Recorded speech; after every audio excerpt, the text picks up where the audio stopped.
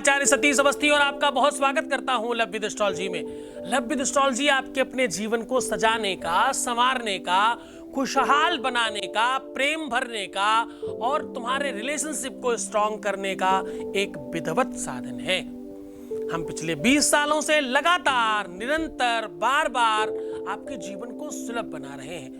शादी के पहले, शादी के बाद की आने वाली हर समस्या का समाधान, वो चाहे कोई भी समस्या हो, विवाह नहीं हो रहा हो, विवाह मनचाहा हो, विवाह नहीं चल पा रहा हो, विवाह के बाद की कोई समस्या हो, पारिवारिक कोई दिक्कत हो, उन सारी की सारी बातों पर हम रोज नित्य एक वेद, वेदांग, शास्त्र, पुराण, उपनिषदों से निकालकर आपके सामने एक सरलीकरण से उपाय आपके सामने प्रस्तुत करते हैं। आज मैं बात कर रहा हूं, अगर आपको एक ही रात में अपना काम करा लेना है, अगर आपको कुछ मिनटों में, कुछ सेकंडों में अपने काम का फल चाहिए, अगर आप अपने काम में बहुत जल्दीबाजी चाहते हैं, अगर आपकी इच्छा है कि आपका प्रेम, आपका रिलेशनशिप, आपका पारिवारिक लाइफ, आपका दाम्पतिक और मैरिटल लाइफ, कहीं पर भी कोई भी समस्या रातों रात ठीक हो जाए, तो आप एक छोटी सी सामग्री अपने तकिए के नीचे रख करके सो जाइए और सुबह जब आप उठेंगे तब तक आपका काम हो चुका होगा।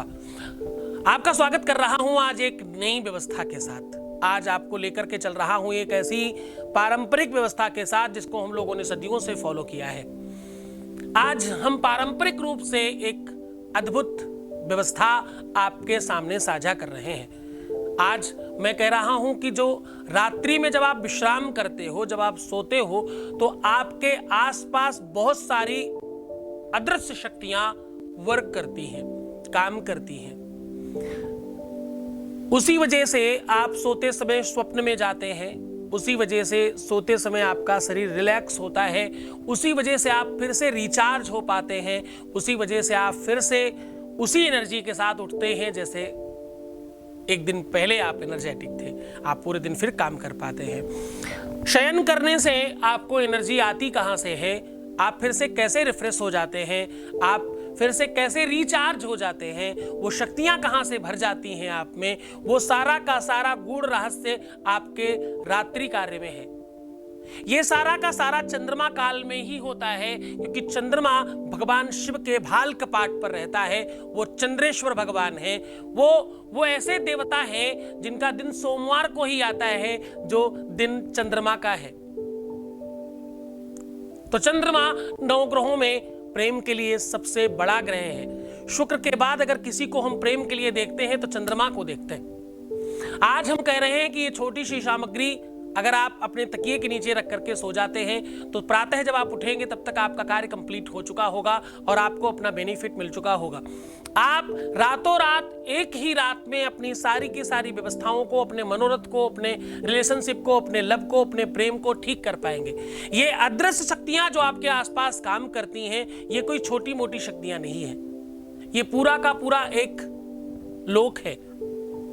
जरा आप विचार कीजिए कि सोने के बाद आप जाते कहां हैं, आंखें बंद करके हो क्या जाता है। आपने जिस शब्द का इस्तेमाल किया है कि नींद में होते हैं हम, वो नींद मतलब क्या, प्रैक्टिकली बताने की कोशिश कर सकते हैं क्या? नींद मतलब क्या होता है? आपका चेतन और अचेतन मन, दिमाग, बुद्धि सिंक हो जाते हैं? क्या आप बेहोश हो जाते हो? फिर होश में कौन लाता है? आप शरीर में होते हो या नहीं होते हो? अगर होते हो तो तुम्हारे आसपास कुछ भी हो रहा होता तो तुम्हें पता क्यों नहीं चलता, और अगर नहीं होते हो तो सांसें कैसे चलती हैं? ये बड़ा रहस्य है। ये इस रहस्य के ऊपर बहुत सारे वेदांगों में, उपनिषदों में बड़ी कथाएं लिखी हैं और इसके ऊपर बहुत सारा कुछ समझाया और बताया गया है। इसको समझने के लिए सालों लग जाएंगे आपको। आप तो बस शॉर्टकट में इस बात को समझ लीजिए कि ये एक ऐसी अद्भुत चमत्कारी व्यवस्था है जिसे करके आप त्वरित लाभ पा सकते हो। रात्रि में की हुई साधना वैसे भी अधिक फलदायी होती है। जितनी भी हठयोग की साधनाएं हैं वो सब रात्रि काल में की जाती हैं। जितनी भी तांत्रिक क्रियाएं हैं वो सब रात्रि काल में की जाती हैं। जितनी भी आपकी सकाम पूजाएं हैं वो सब मैक्सिमम रात्रि में की जाती हैं। 10 महाविद्याओं में से मैक्सिमम महाविद्याओं की साधना रात्रि काल में की जाती है, अहोरात्रि में की जाती है, मध्यरात्रि में की जाती है, निशारात्रि में की जाती है। साधनाओं का अद्भुत फल प्राप्त होता है लोगों को ऐसा करने से। लेकिन आप उतने बड़े साधक नहीं हैं, आप के पास उतनी साधना सामर्थ्य नहीं है कि आप सालों बैठ के साधना कर सके। आपके पास उतना मंत्र विज्ञान की भी जानकारी नहीं है। आप सामाजिक लोग हैं, आप सांसारिक लोग हैं, आपको काम करना है, अपना ध्यान देना है, परिवार पालना है और बहुत सारे काम करने हैं। इसलिए मैं वो सारे के सारे रहस्य को निचोड़कर एक छोटे से चम्मच में तुम्हें दे रहा हूं, जैसे मानो कि बहुत सारे दूध से घी निकाल के आपको दे रहा हूं।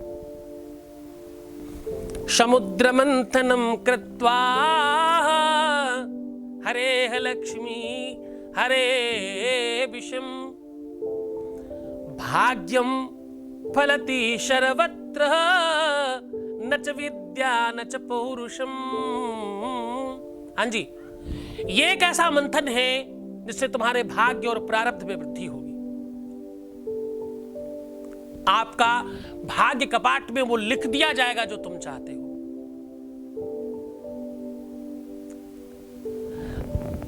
बस आवश्यकता है तुम्हारी श्रद्धा विश्वास की। और देखो, हम तुम्हें रोज कुछ अच्छी चीज बताते हैं ना, तुम क्यों भटक रहे हो, क्यों परेशान हो रहे हो?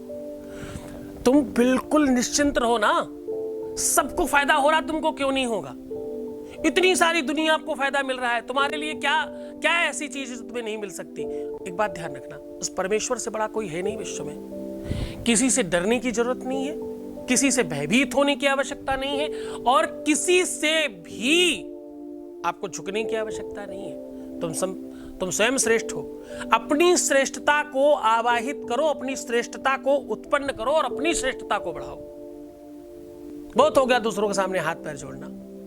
हम अपनी श्रेष्ठता क्यों नहीं बढ़ा सकते? जब हमारे शरीर में सारे देवता हैं, हमारी भी आत्मा में परमात्मा है, हमारे अंदर भी वो सारे के सारे सामर्थ्य परमात्मा ने देकर के भेजा है, तो हम स्वयं क्यों नहीं? क्यों तुम किसी को महापाध्याय बना रहे हो?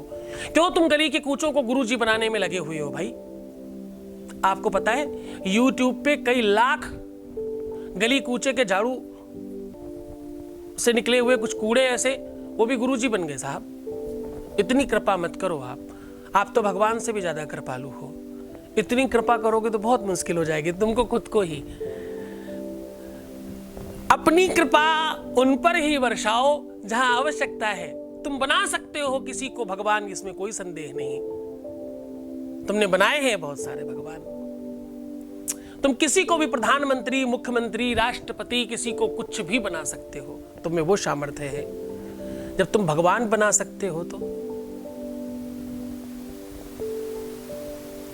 एक इंसान ने भगवान से बड़ी बढ़िया बात कही, सुनने लायक है। तुम्हारी शक्ति की बात कर रहा हूं, तुम्हें जगाने की बात कर रहा हूं, ध्यान से सुनना।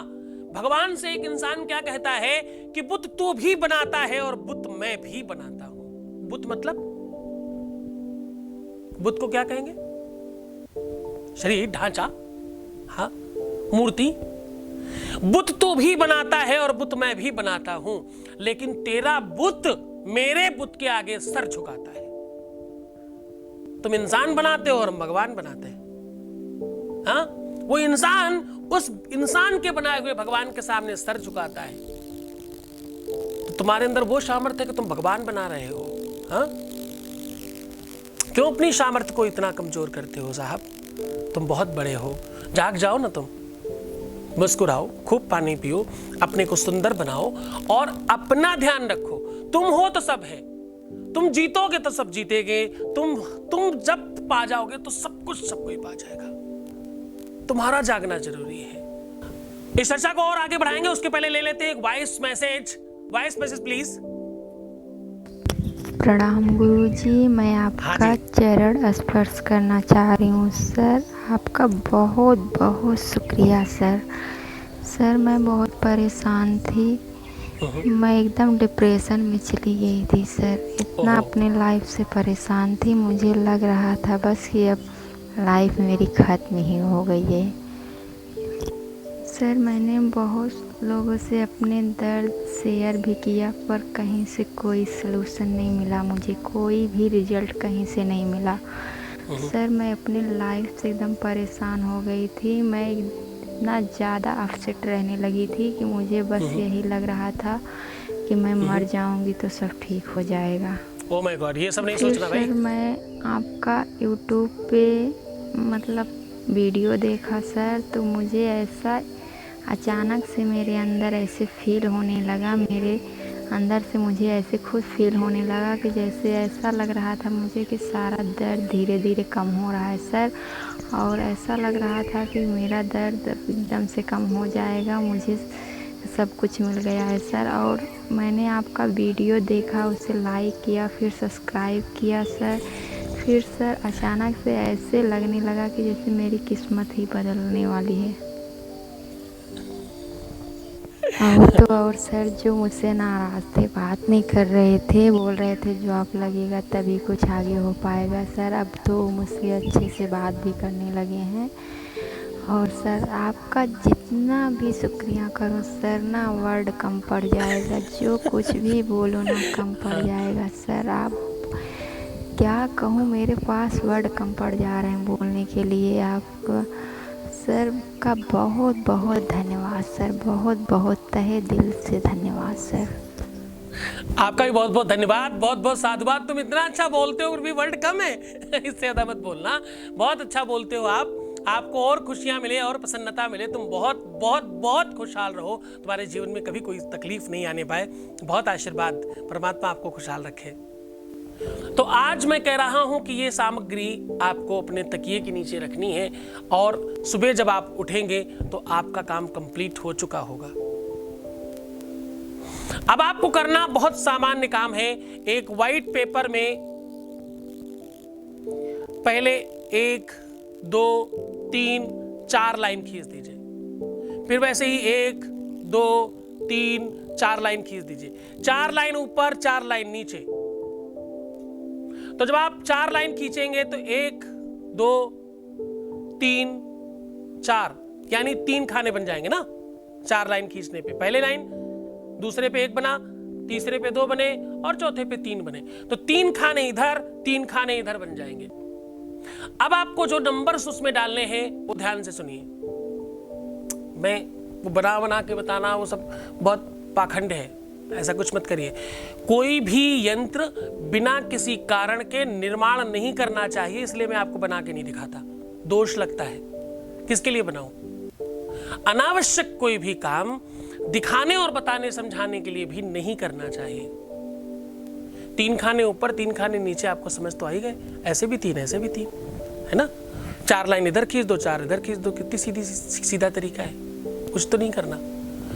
अब इन तीनों में आपको उल्टी संख्या लिखनी शुरू करनी है।